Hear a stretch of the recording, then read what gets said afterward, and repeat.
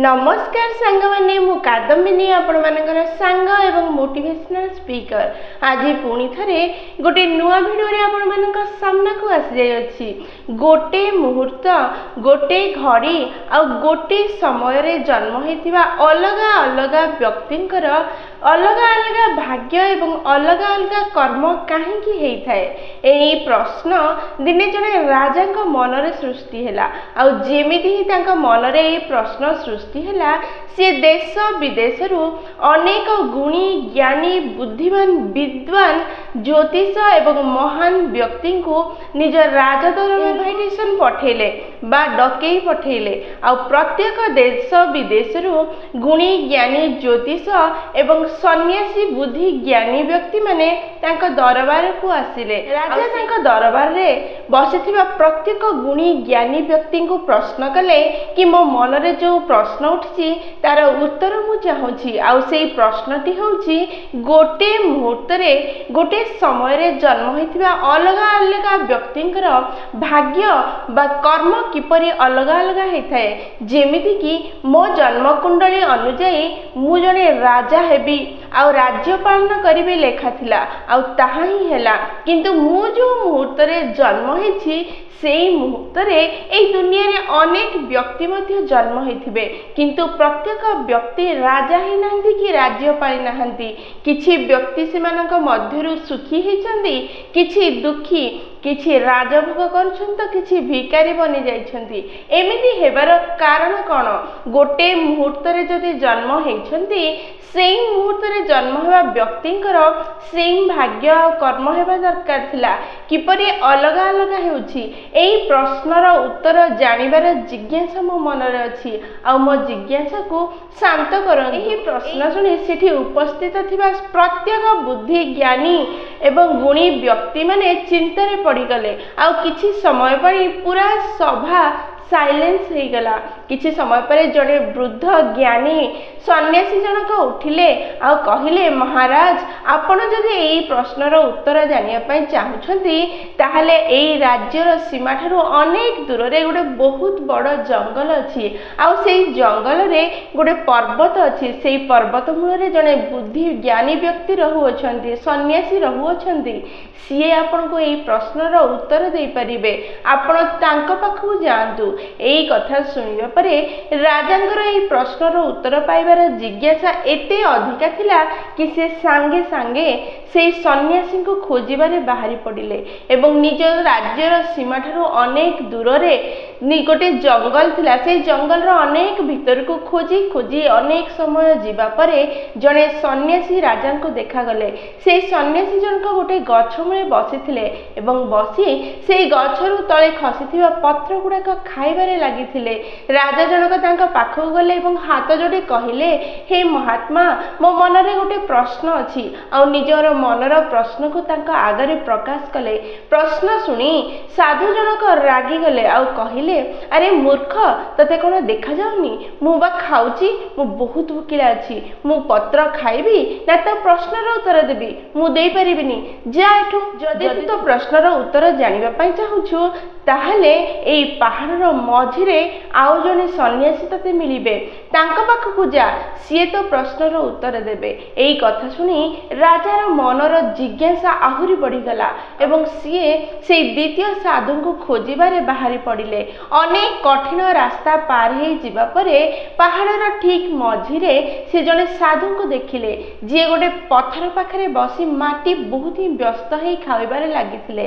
राजा जनक से साधु पाखकु गले एवं हाथ जोड़ी कहिले मो पाखरे गोटे प्रश्न अछि मु से प्रश्नर उत्तर जानिबा पई बहुत इच्छुक अछि आ आपण से प्रश्नर उत्तर देबे बोली मु सुनिछि मु सेथि पई आपनक पाखकु आसीछि।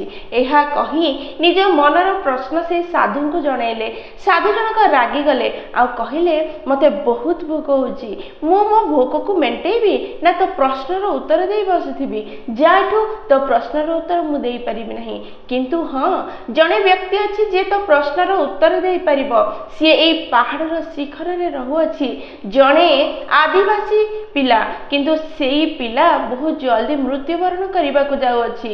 जदि तू उत्तर जानिबा पई चाहूछु जेते जल्दी संभव सेते जल्दी पहाड़र शिखर को जा एवं निज प्रश्नर उत्तर पा। एई कथा सुनी राजा को मनर जिज्ञासा तो बढ़ीगला, ता सांगे सांगे से जिज्ञासा ए व्यस्ततार परिणत हो गला। से बहुत ही जल्दी जल्दी पहाड़ को चढ़ीबारे लागिले। अनेक कठिन रास्ता पार होई से पहाड़र शिखर रे पहुंचिले एवं से आदिवासी पिला पाखरे से पहुंची पारिले। ता पाखरे हाथ जोड़ी निज मनर प्रश्न ताको कहिले। प्रश्नटी शुणु शुणु से आदिवासी पिलाटी प्रथमे हसिला आउ कहिला, मो पाखरे मध्य समय नहीं, कारण मोर मृत्यु अति निकटरे अछि। किंतु तुमे तुम प्रश्नर उत्तर शुण। मु तुमे आउ रास्ता रे देखा जायथिबा दुईटी साधु आमे चारि जन चारि भाई थिले। गोटे राज्यर चारि राजकुमार थिले। दिने आमे चारि भाई शिकार खोजु खोजु जंगल रे बहुत भीतर को चली गले एवं रास्ता भूली गले। सेई रास्ता खोजु खोजु अनेक समय हो गला। आमे चारि भाई भोकरे आउटु पाउटु होउथिले। एतिकी समय रे आमे रास्ता रे गोटे छोट पुड़िया रे किछि अटा पाइले आउ सेई अटा को रुटी कले। चारिटी रुटी हैला। गोटे गोटे रुटी आमे चारि भाई खाइबा पई बसिले। ठीक खाइबा पई ही जाउछे, जणे भोकिला साधु से प्रथम साधु जी पत्र खाऊले तांको पाखरे पहुँचिले एवं तांको कहिले, मु बहुत दिन हैला खाई नहीं, मते बहुत भोक होछि, तुम रुटी रु आधा रुटी मते दे दियो, जहा द्वारा मु मो जीवन बंचई पाई। यह सुनी से पत्र खाउथवा भाई जनक कहिले, मु जदि तते मो रुटी दे देबी ताहले मु कोन खाइबी? एई तळे पडिथिबा पत्र सब खाइबी। मु अनेक कष्ट परे एई रुटीटा को पाइछि, मु तते देबिनी, जा एठु जा। एमिति तड़ी देले। सुनी से साधु जनक द्वितीय भाई जी माटी खाउथले तांको पाखु गले आउ तांको मध्य निज भोक मेंटेवा पई तांको रुटी रु किछि भाग देबा पई रिक्वेस्ट कले।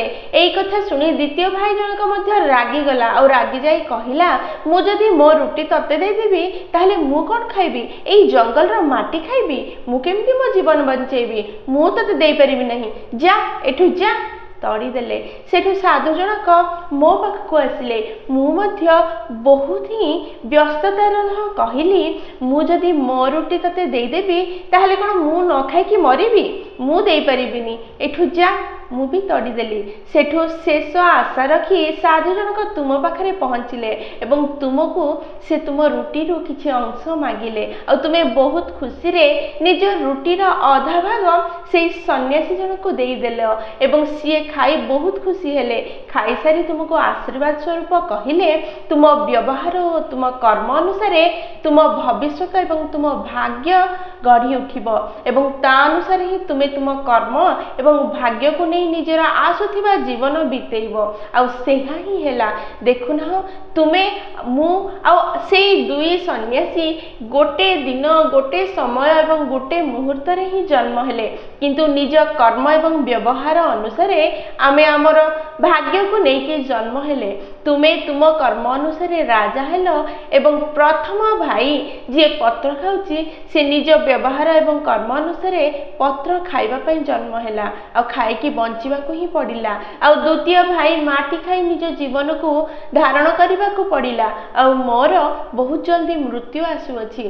सेथि पई सबोले आमे समस्त को मन रखिबा दरकार, आम कर्म अनुसार ही आम भाग्य तैयारी होई थाए। आमे को मुहूर्त रे जन्म होचे ताहा मूल्यवान नुहे, आमे को प्रकार व्यवहार और कर्म करूचे ताहा गुरुत्वपूर्ण, ताहा ही आम भविष्यत को स्थिर करि थाए। को समय रे जन्म होचे ताहा केबे स्थिर करि न थाए।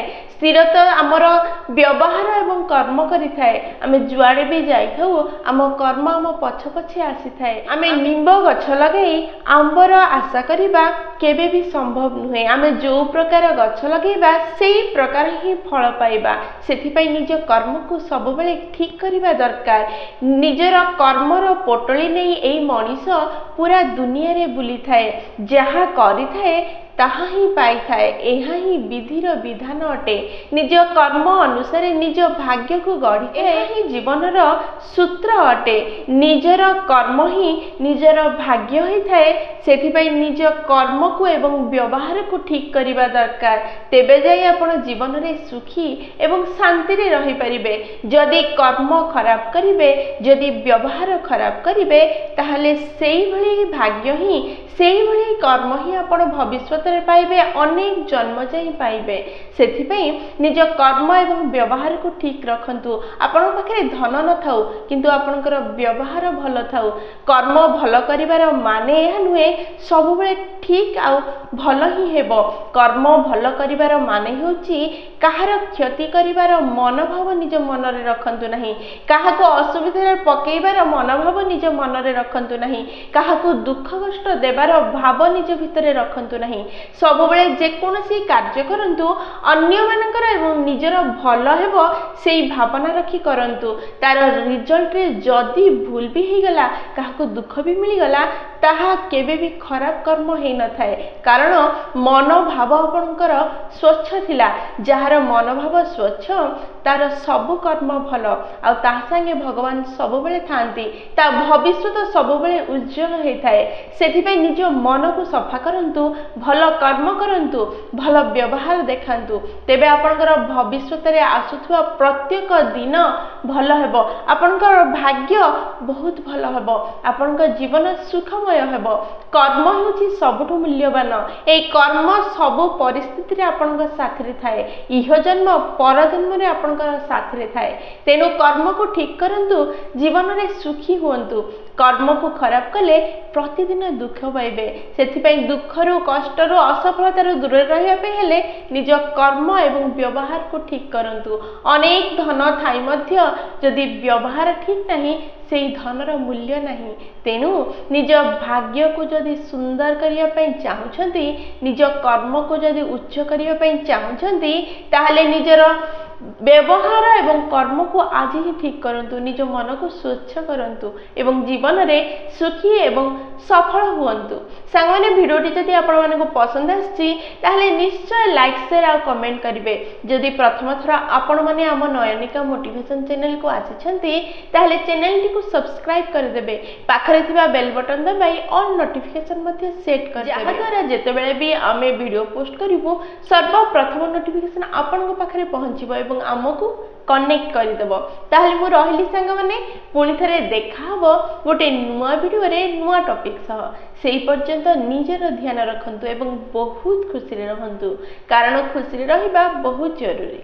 जय जगन्नाथ।